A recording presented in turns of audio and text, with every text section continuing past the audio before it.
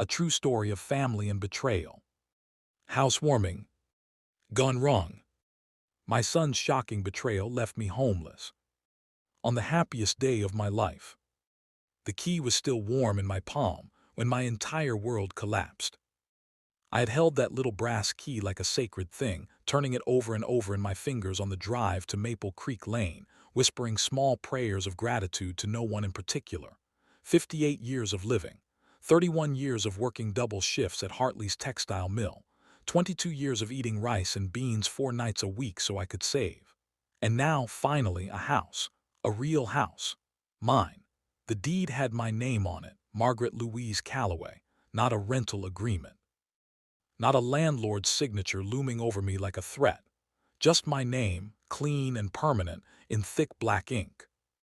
The housewarming party had been my son Daniel's idea. He'd insisted on it, practically demanded it, in that charming, persuasive way of his that had always made it impossible for me to say no. "Mama, you deserve a celebration," he'd said over the phone 3 weeks earlier, his voice warm as buttered toast. "Let me handle everything. You just show up and enjoy your day." I had laughed and cried at the same time, the way mothers do when their children surprise them with unexpected grace. Daniel. My Daniel. My firstborn. The boy I'd raised alone after his father walked out when he was barely 4 years old. The boy I'd sent to college by working weekend overtime. The boy I had believed with every cell in my aging body would be the one person in this world who would never, ever hurt me. I had raised him to be good.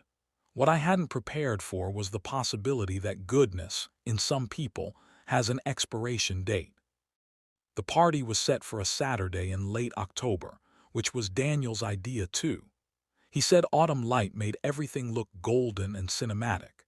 He'd borrowed his cousin Terrence's SUV to haul folding chairs and a long banquet table.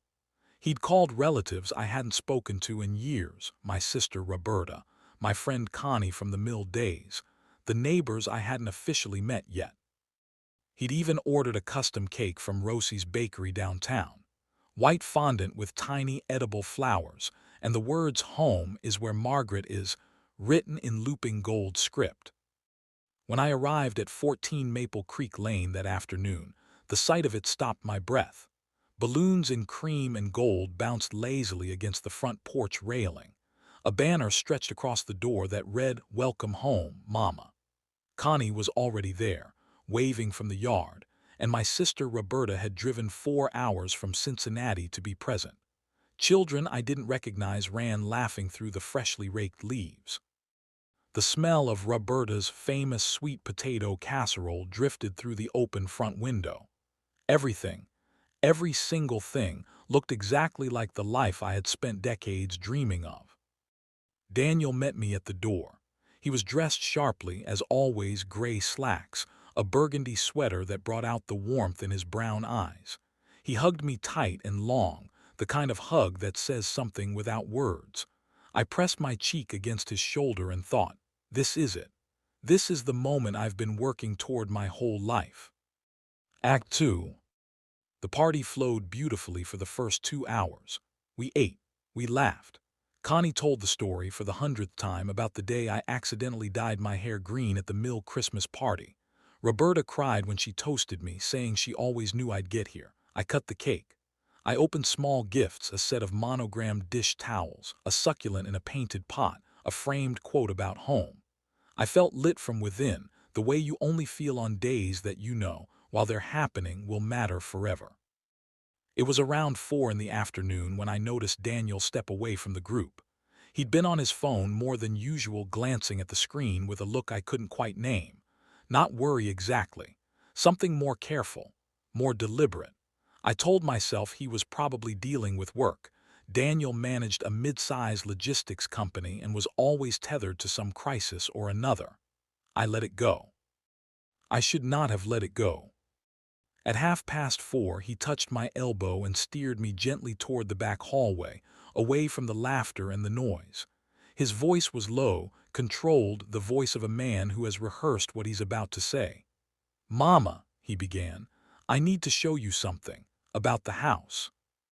The first thing I noticed was a folder in his hand, A thick, pale blue folder, the kind you get from a lawyer's office.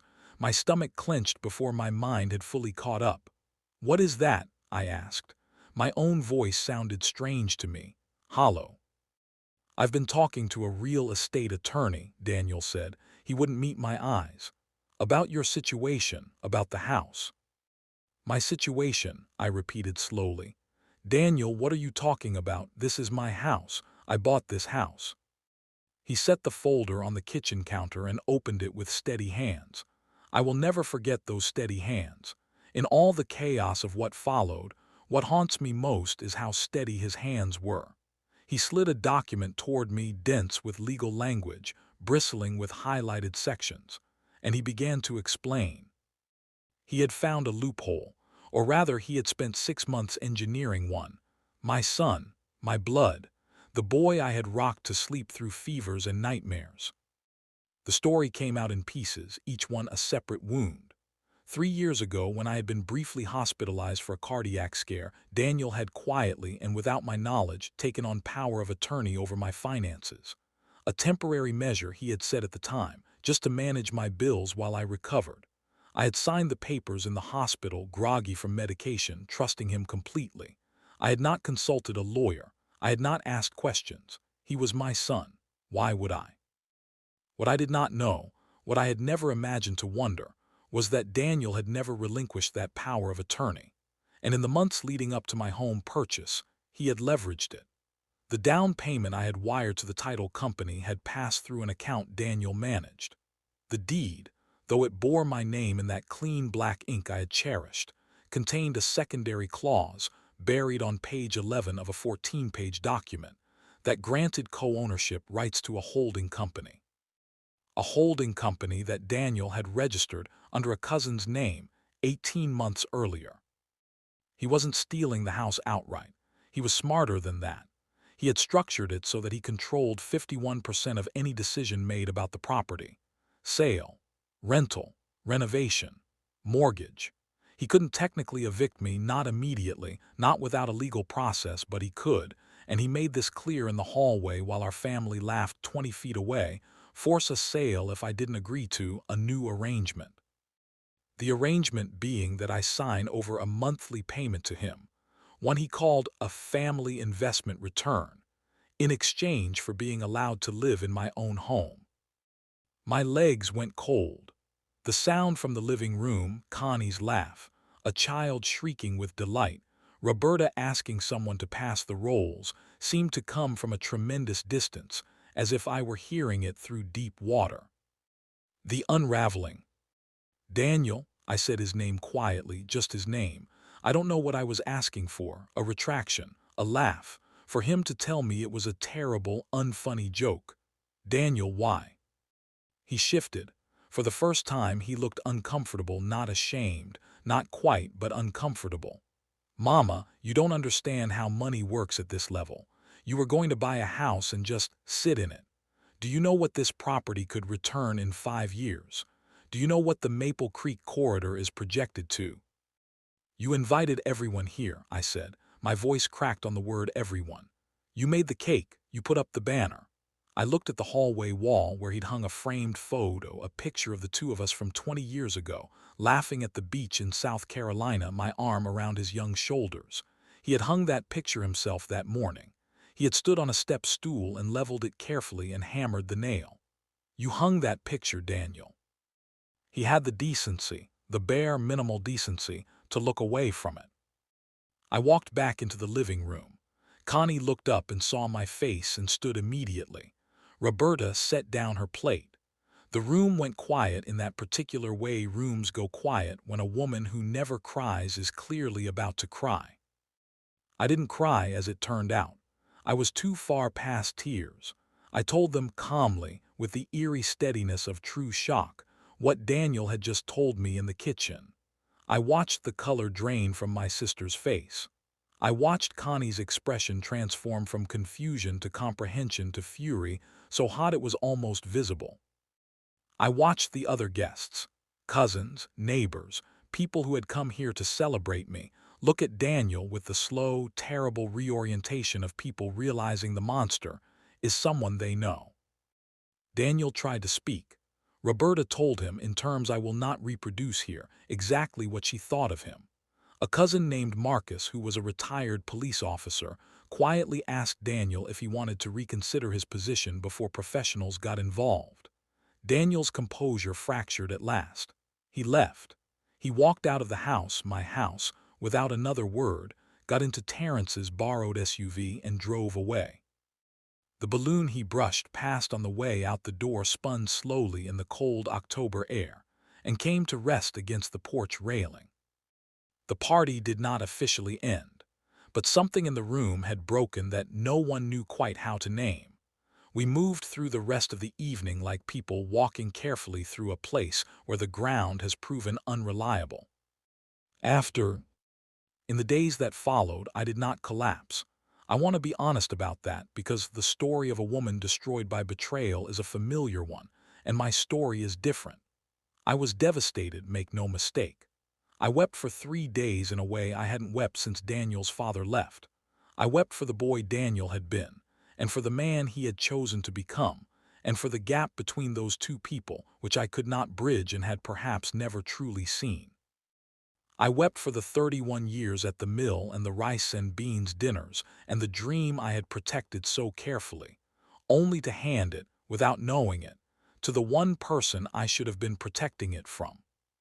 But I also called a lawyer, a real one this time, a woman named Patricia Osa who had a reputation in our county for being, as Connie put it, the kind of attorney the other attorneys are afraid of. Patricia reviewed the documents and confirmed what Daniel had constructed, but she also found its weaknesses. The power of attorney had not been renewed properly after its initial term. The holding company registration had errors that rendered several clauses legally vulnerable. It would take time, 8 months, ultimately, and money I did not easily have. But Patricia told me on our first meeting, with a directness I found deeply comforting, "This house is yours. We will prove it." The community around me did something I had not anticipated and will never forget. Connie organized a legal fund through our church. Neighbors on Maple Creek Lane, people I had not yet properly met, left gift cards and casseroles on my porch. Marcus, the retired officer, connected me with a housing advocacy nonprofit that provided pro bono support. Roberta drove back from Cincinnati and stayed for 2 weeks, sleeping on my pull-out couch and making coffee every morning without being asked. Daniel did not fight the case in the end. I believe, though I cannot know for certain, that he understood, once real lawyers were involved, that what he had done was not as airtight as he had imagined. Or perhaps some part of him, some remaining shard of the boy I had raised, could not bear to take it all the way. The holding company was dissolved. The deed was corrected. On a gray Wednesday in June, Patricia called me to say it was done. I sat in my kitchen on my deed in my house, and I looked at the framed photo Daniel had hung on the wall. I had not taken it down. I still have not taken it down, though I have thought about it many times. In the photo, we are laughing. We are genuinely laughing. Whatever came after, whatever rotted somewhere between that beach and this hallway, that laughter was real. I don't know what to do with that, honestly. I'm not sure I'm supposed to know what to do with it yet. I have not spoken to Daniel since October. I do not know if I will. There is a grief in that which is distinct from every other kind of grief I have carried, because it is the grief of loving someone and also seeing them clearly, and finding that the two things cannot coexist without tremendous pain. I am working on it. I have good days. I have days when I sit on the front porch of 14 Maple Creek Lane and watch the light move across the yard and feel something close enough to peace that I can call it peace for now. The key is on a hook by the door. I put it there the day Patricia called. I have touched it every morning since, not out of habit, but out of something more deliberate. A reminder, a small daily ceremony of what it cost me and what I refused to let go of, and what, in the end, remained mine. Home, I have learned, is not simply a place you buy. It is a thing you fight for, sometimes, even after you thought the fighting was over. And you are always, always, the one who decides whether it is worth it. It was worth it. It is worth it. Every single morning it is worth it.